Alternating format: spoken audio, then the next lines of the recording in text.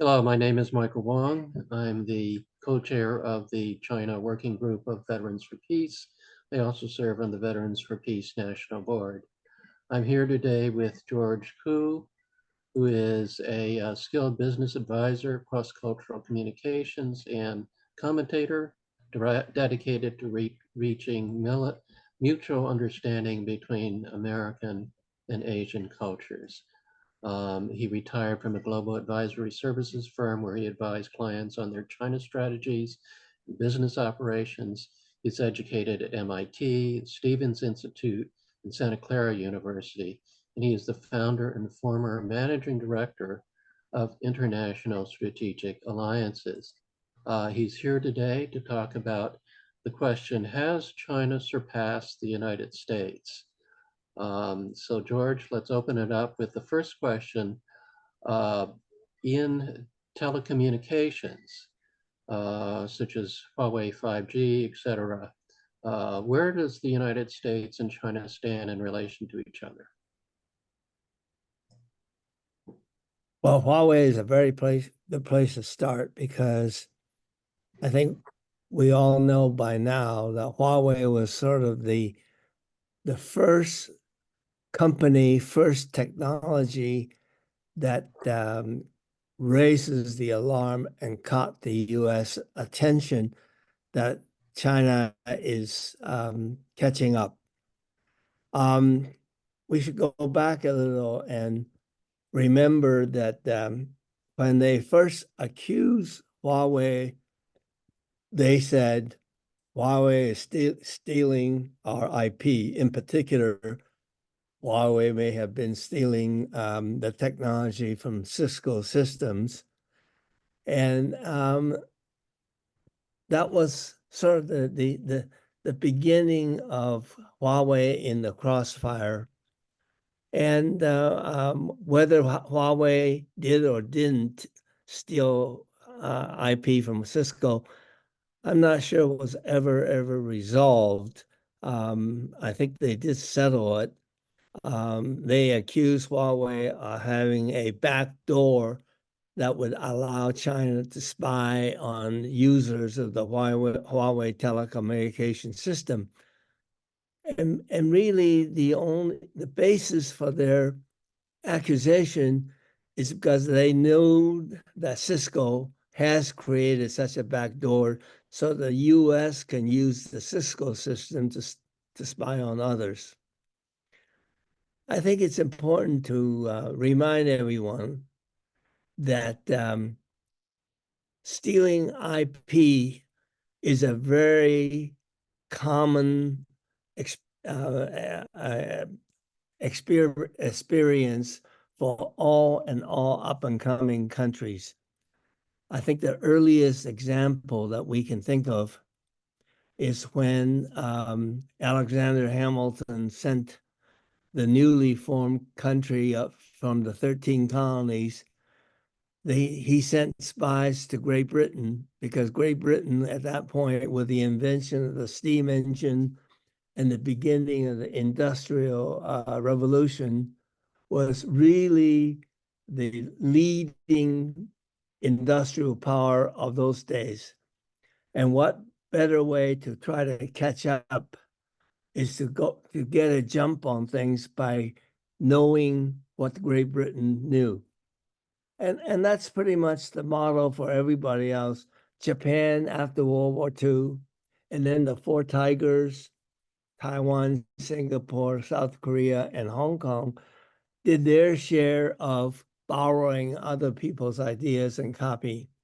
And I think China did a fair amount of that as well. But you have to go beyond copying, and in the process of learning and copying, you learn what it takes to go to the next step. You start to learn how to improve, how to innovate, and how to go and be better than whoever you are copying from. And that's what happened in the case of Huawei, and the politicians and pundits in the United States they keep saying we should not have let China in the WTO because I gave them the world market, and we should not have American industries investing and establishing plants in China because that was so much know-how transfer in the process. Well, one of the things that the mainstream media really overlooked or didn't know or didn't bother to report is that China's first step to industrialization really came from ethnic Chinese businesses in Hong Kong and also in Taiwan. They're the first ones to really establish plants and factories in China, and of course to take advantage of low-cost labor at that time. And in doing so, they transfer what it means to operate an efficient plant, what it means to be a operationally effective plant making stuff. Okay. And so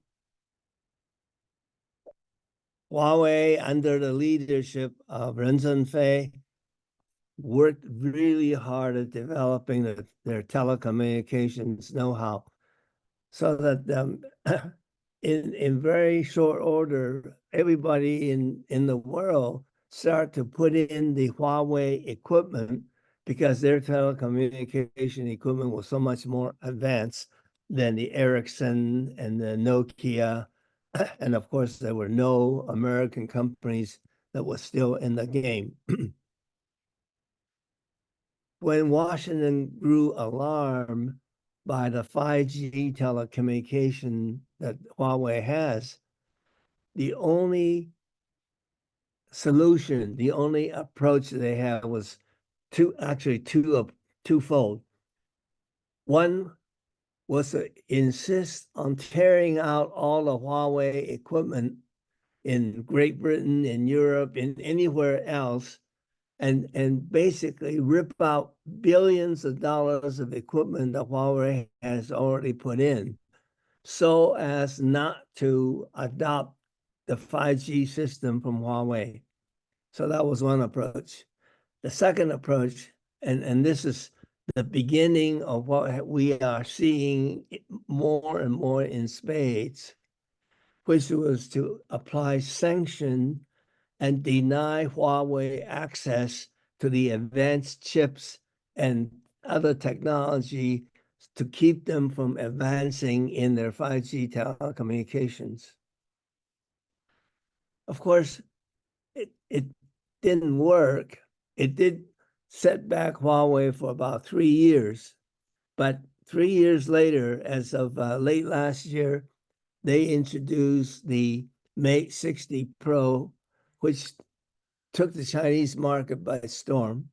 And then this year they came out with another generation, even more advanced.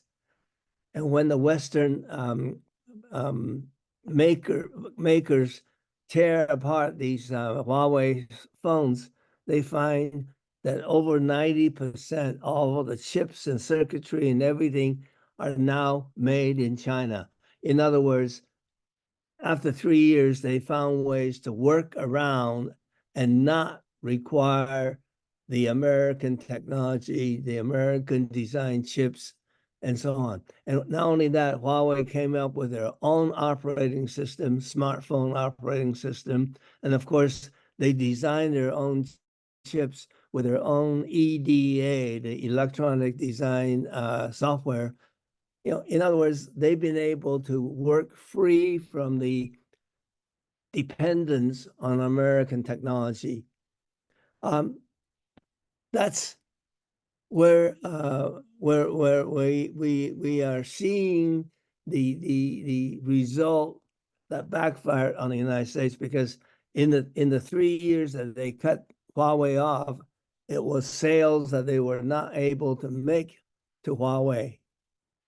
And basically, even more impressive, although this hasn't been reported, is that Huawei now has developed an autonomous driving system for the electric vehicle, which we will talk about later. But that autonomous system, based on their telecommunication know-how and so on, is one that Toyota has selected to partner with for Toyota's EVs in the current and future generations. And that's an indicator of how accomplished the Huawei company has attained despite the Americans' best effort to suppress them. So that's what I have to say about Huawei.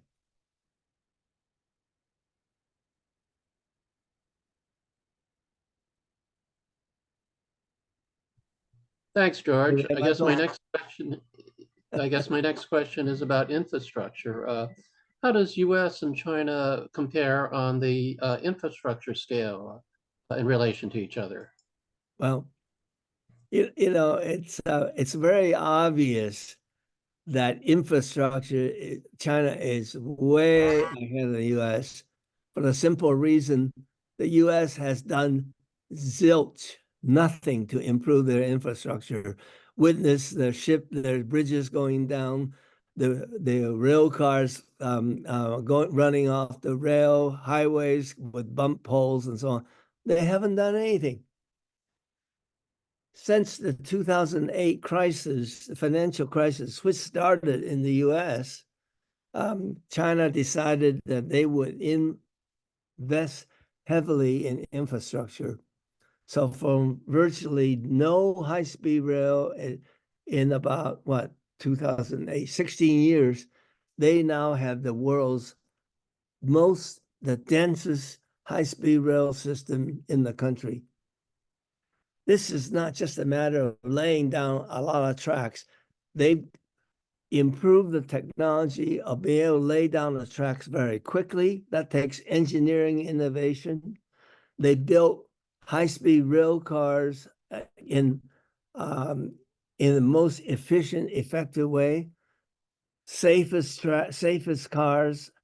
They have engineering advances in bridge building, open water bridges such as the long system that leads from Hong Kong to the international airport to Macau. Yeah, that was with a complex system of tunnels, bridges, and open water bridges. They know how to build over difficult terrains. They built bridges over mountainous regions. They've done it all. And what's important, and again, I would like to invite remind our listeners, there was a refurbishment of the Alexander Hamilton Bridge in New York City. And Alexander Hamilton Bridge is the eastern extension of the GW Bridge, George Washington Bridge. And the state of New York recognized the need to refurbish and rebuild that bridge. And they put it out for bid. And the winning bid was the Chinese construction company with offices in New Jersey. And I have to admit, this was under a friendlier time than now. You know, if they do it now, they probably wouldn't get the contract. But they got the contract. They managed the project. They designed the refurbishments, the renewal, the rebuilt. They used local American workforce. And lo and behold, that bridge was completed within the deadline, under budget, and won all kinds of awards for the job that they did. So this was an example, again, under friendlier times when the U.S. infrastructure got a sharp shot in the arm because the Chinese gave them that assistance, that valuable participation. Another example, because of Chinese experience in making high-speed rail and transit metro system, they had the expertise to rebuild and replace subway cars in the United States. And they proposed a project during the Trump presidency to set up an assembly plant outside of Chicago, in Springfield, Massachusetts, where they would ship the sides of the rail cars from China, assemble it in the US, local source, whatever the aircon system, the chairs, whatever that could be local source it locally, and hire the local labor to do the assembly and make sure the local content is, I think, had to be over 70%. And when the project was done, well, not finished, but the first cars was rolled off the rail and they delivered to Boston, to the Boston MTA system, the Bostonians were ecstatic. It was so impressive. It was at least 15% lower cost than the competing bids. And by the way, the competing bids were not from the US. I think it was from Canada. And it's safer, quieter, higher quality. And the Chinese were so encouraged by this project, they start to think about setting up an office in New York to do the same thing for the New York subway system. Because as anybody who's ridden in the New York subway system, that is one old, noisy, rocky, not a particularly safe system. And before they could make any plans to do that, our beloved Senator Schumer said, no, we can't do that. We can't let the Chinese do that. We can't let them have this win-win solution, because for all we know, they're going to spy on us with all those cars that they built. So I asked everybody in the audience, can you imagine riding in a brand new, quiet subway car and only to have the Chinese listening into your conversation as you talk to your buddy and say, hey, Joe, you think the Red Sox are going to beat the Yankees this year? Wow. What secrets are going to Beijing? We're really in serious trouble. Next question, Michael. Okay, so that's infrastructure. What about industrial production, like manufacturing? Where do we stand in relation to China in that field? This is a potentially a very complicated question. Let me just suffice it to say that, as I mentioned very early on when we talk about Huawei, the Chinese started making very low value added manual labor, very small profit margin, but they then continued to move up the value chain, and they didn't give up on any of the manufacturing. The low end manual assembly stuff, they moved it to Vietnam, they moved it to India, they moved it to Bangladesh, elsewhere, but they still profit from that move because they have in the meantime completed such complete supply chain in China. Those supply chains couldn't be repeated, couldn't be replicated in any timely manner in places like Vietnam and India. So the Chinese may have moved the plant, like making shoes or garments and so on. They have moved the plant, but they're continuing to supply the intermediate material for the final work in those countries. But in the meantime, they continue to grow their manufacturing base. They didn't give it up. They didn't stop innovating, stop improving. So consequently, there's a recent article that indicate that now China is responsible for 35% of the industrial manufacturing output, 35% of the world, which is about twice as much as the United States is, and US is still in the second place. But you know, that's the margin is a you know at this point just about everything that's of any value, from toasters to blenders to daily home appliance. Most of it are made in China. Why? Because they can do it much more competitively, higher quality and low prices. And so it doesn't make sense for anyone else to try to replicate it. The only way you can replicate it is to raise a tariff barrier so that the Chinese goods would be stopped at the border. And that just simply raises the inflationary prices for those daily goods. 35% also means that the industrial output in China is as much as the next 9 places, starting from US, Japan, Germany, and so on and so forth. They are a tremendous manufacturing power at this point.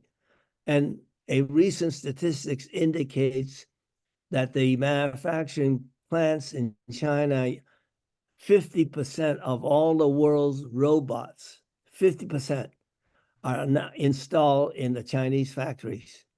These robots are now not necessarily the most advanced, but the point is, by using robots, they are cutting down their dependence on manual labor, and they are improving the productivity of their plants, and that keeps their economy rolling. So that's the manufacturing side where they have an edge over the United States.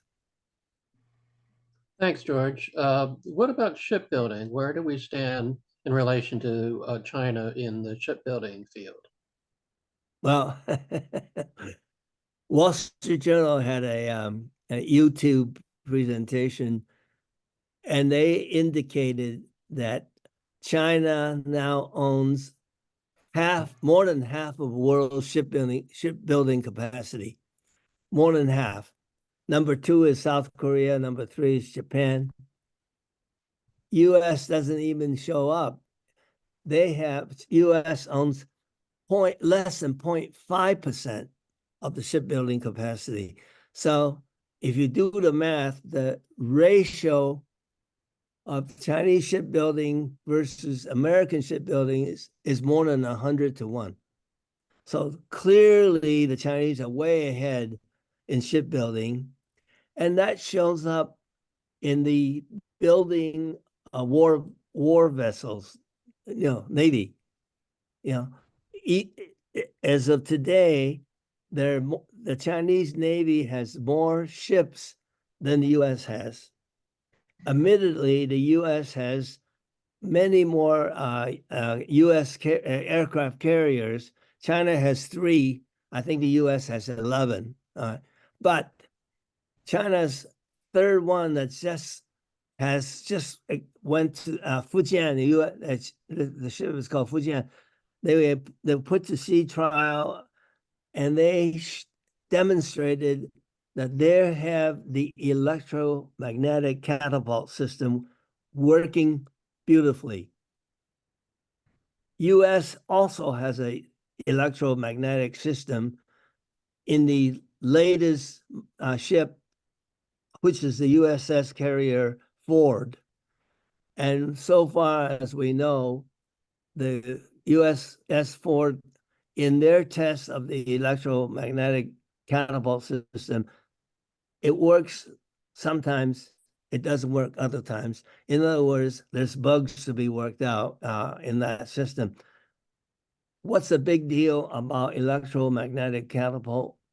That system is faster because it doesn't require much. Once you fire off an airplane on a catapult, it becomes quickly ready for the next one, as opposed to the steam-generated catapult, which is what everybody's been using at this point. So the shipbuilding, the superior advantage translates into the strength of the 2 relative navies, in between China and the US. So that's the shipbuilding. Okay. What about new energy vehicles? I know the governor of California here, Galvin Newsom, went to China recently and drove one of their new electric vehicles and was very, very impressed with it. What can Yeah. you tell us about that field? Well, the mainstream media loves to talk about how Chinese pulled a fast one by letting Tesla go in and without the usual precondition, which was, up to before Tesla went to China, all the foreign automakers must form a joint venture with the Chinese. And of course, one of the important reasons for forming a joint venture is that the Chinese learned how to, how to make the car basically, and enjoy the technology and knowledge transfer in having a foreign partner.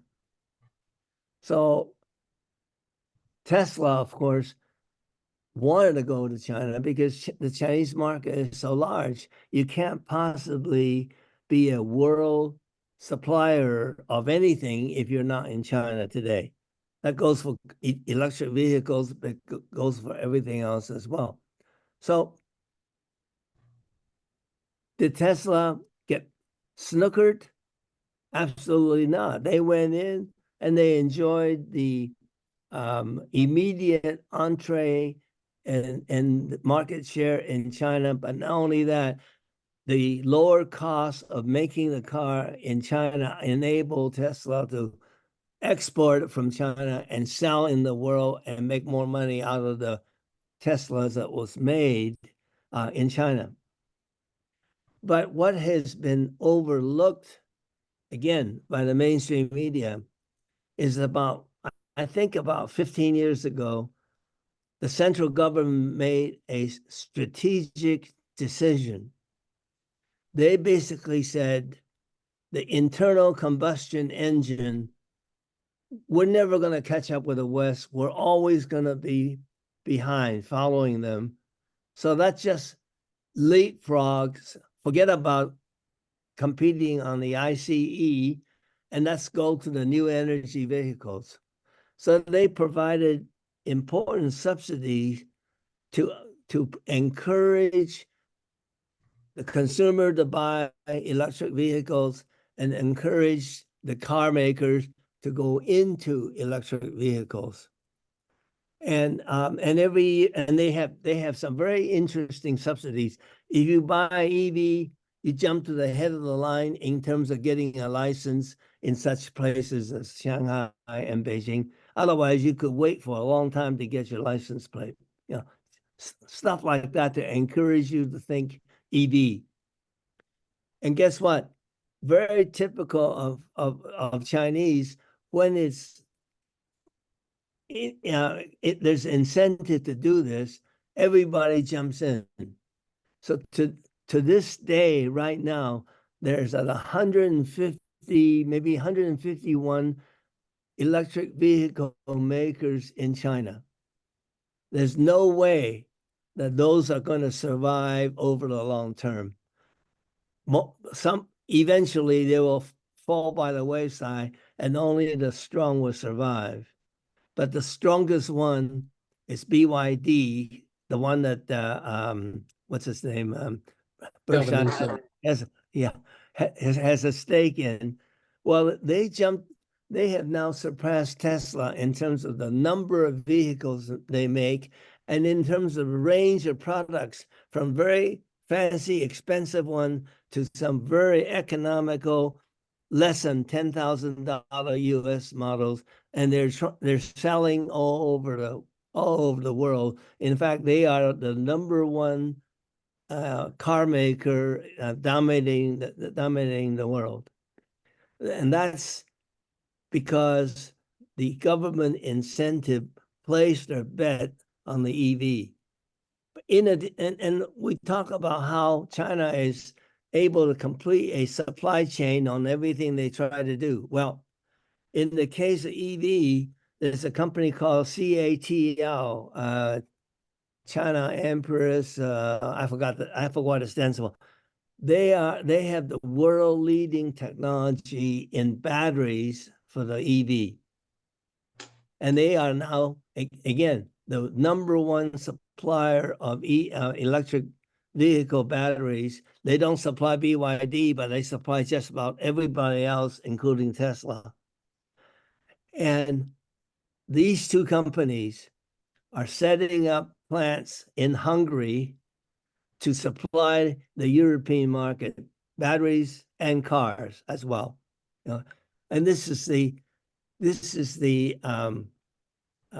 very clear-cut leading edge for China. Now, the other interesting factoid that we can think about is there is a smartphone maker called Xiaomi.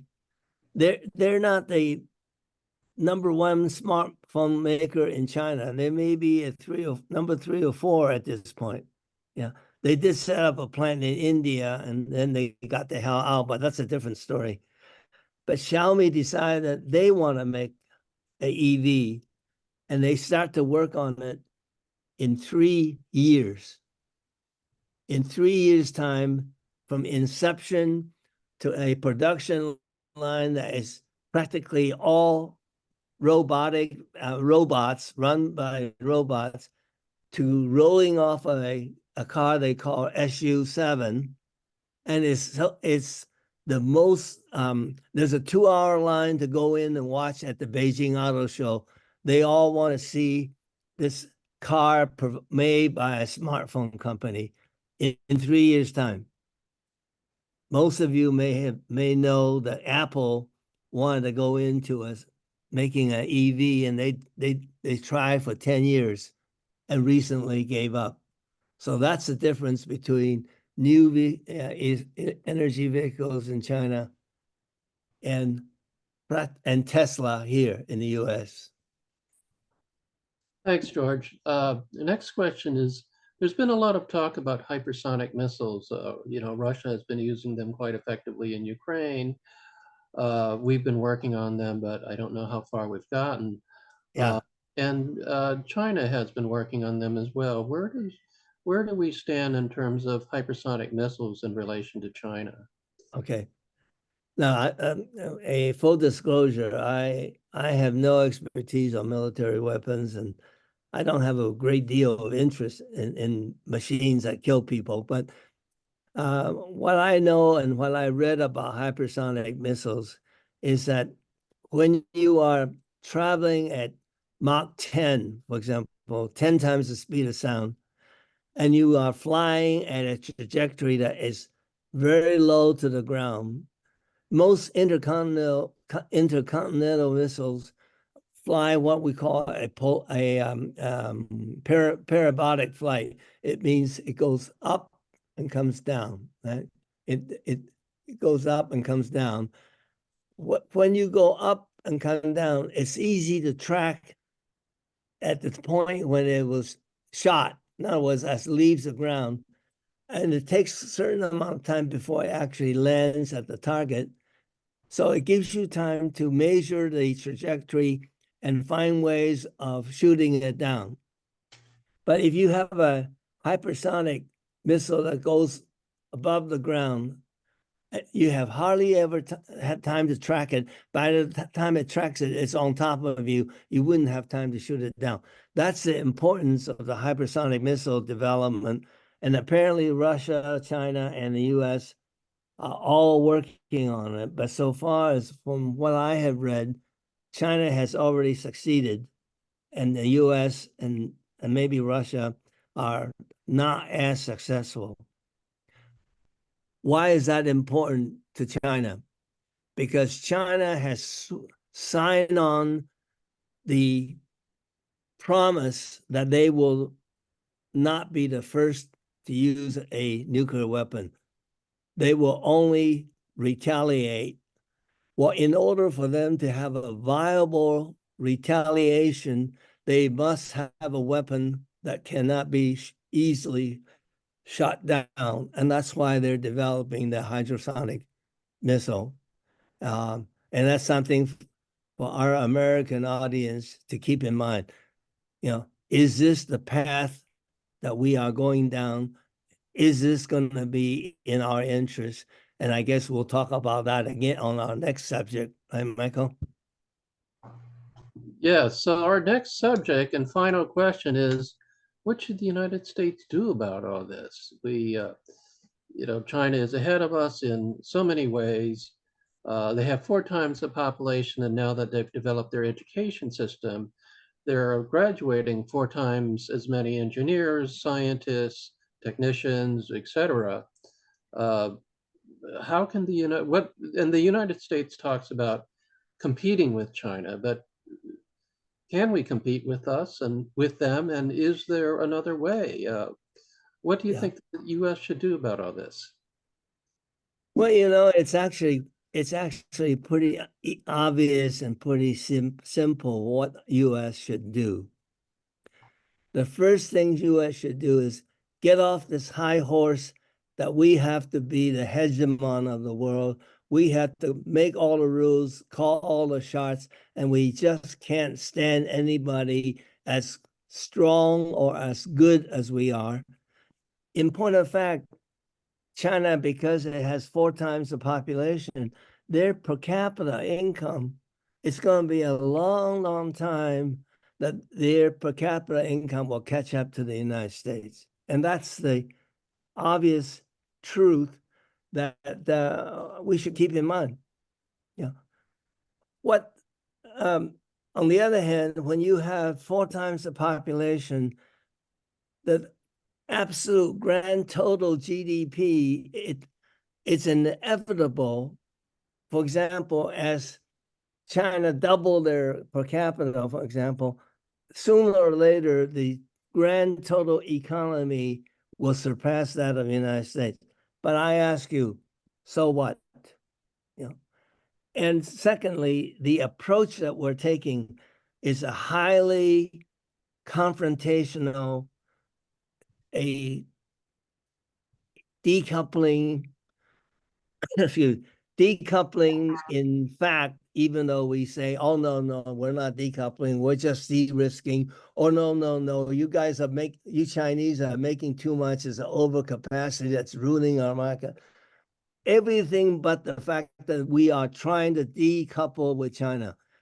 And that's to our disadvantage because we cannot leverage their developments in science and technology if we don't have access. And this could be space exploration. It could be in the development of drugs and in biosciences. It could even be the global warming that we're trying to work on. There's no way that any one country can take on all of global warming by itself. It's something that we have to work together. And China, frankly, are already ahead of the US in terms of making solar panels, making the wind turbines, and the fact that they are reforestation to a much greater degree, so that they are actually closer to meeting their targets in terms of getting the climate under control than we are here in the United States. And frankly, our politicians in Washington even now are not taking very seriously the threat of global warming. And their thinking is, we'll kick it down the road and let our grandkids or great grandkids deal with it. And by then, of course, we're going to be several degrees warmer than we are now. So that's another thing is, in order to solve many of the world problems, the two countries, the two biggest economy needs to work together. Third point, we are wasting so much resources in arms, in weapon development, because we grew up on this shock and awe mentality. We have to overwhelm our opponents. And therefore, if China has one credible retaliatory weapon, we got to develop 10 times as strong as many. And our defense budget is way out of sight.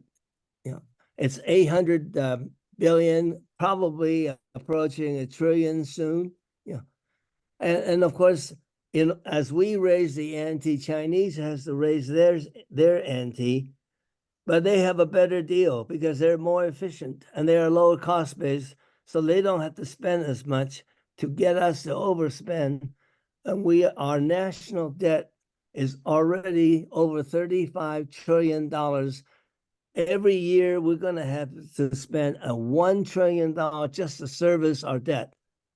Where is this leading us to?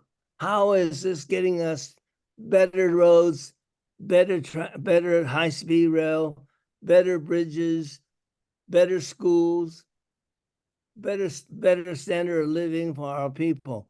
It's not doing anything for us, and we need to recognize where we're heading, and we need to find a way to say to China, we're ready to work together.